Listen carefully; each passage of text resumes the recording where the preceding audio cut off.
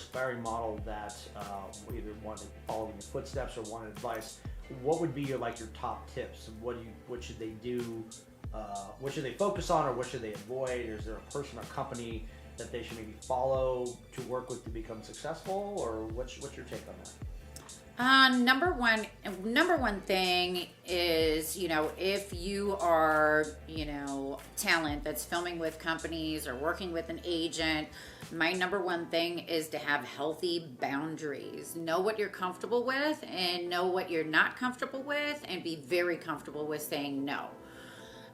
Even if you have to go into a lawsuit with an agent or whatever you have to do, because at the end of the day, if you're doing things that you're not enjoying, that are pushing your boundaries, that are putting yourself into situations that go against what you believe in for your soul, whatever it might be, that is what's called selling your soul. And there is a price to pay for it long term.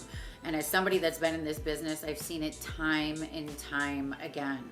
And it just produces depression, anxiety, alcoholism, suicidal tendencies, a lifetime of misery and pain and struggle.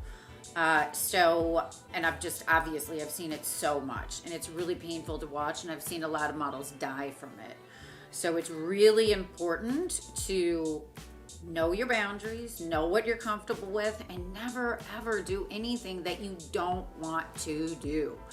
Personally, I feel like that's the whole reason why I'm able to be here 30 years later, is I just was not ever willing to do something that made me uncomfortable. So that's my first piece of advice. And then my second one would be, it's a business, so treat it like a business. It's not, it's just, get a filing cabinet. I guess they don't have filing cabinets anymore, right? Get yourself multiple hard drives, right? But yeah, organize things, be professional, know your lines when you show up. If you're somebody that's shooting, in front of a camera, go to YouTube, learn lighting, find different things that excite you besides just being a performer, right?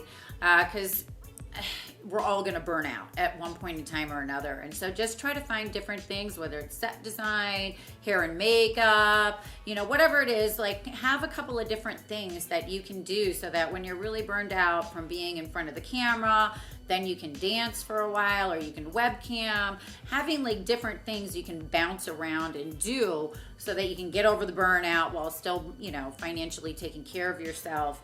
And then if you want to step away from something for a while, and it's just, it's good to continue to keep learning different things, because then you'll always have the confidence that this isn't the only thing you can do. You can do tons of different things and be happy. It's never a good place where you feel stuck having to do something. And if you're consistently learning, then you don't have to. Sage advice. Okay, so what are your thoughts on TreatDAO and the future of not safe for work creators using either crypto or NFTs or Web3 to generate income? Well, I have a couple of different thoughts on that. Personally, I feel that the whole adult entertainment industry is going to have to go to cryptocurrency.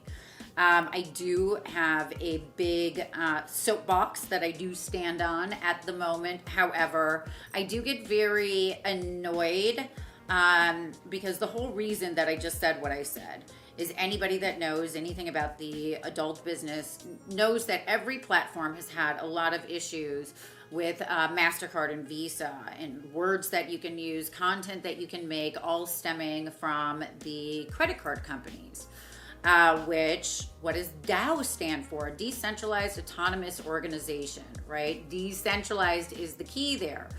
And what is MasterCard Visa? That is a centralized organization. So many of the adult platforms are building themselves on BNB, which is Binance, which is a centralized cryptocurrency. It's a centralized platform. So it does frustrate me a bit. I understand why a lot of them do choose to start on Binance and use BNB because it is, it's almost like using WordPress. It's easy just to jump into. But personally, I don't find it to be the smartest thing to go from MasterCard Visa than to Binance. Like, the whole point of what I was saying before is that I don't feel that sex workers really are going to have too much of a choice moving forward. I think they're going to be pushed into crypto and having to use it. I believe that Pornhub already is taking Bitcoin.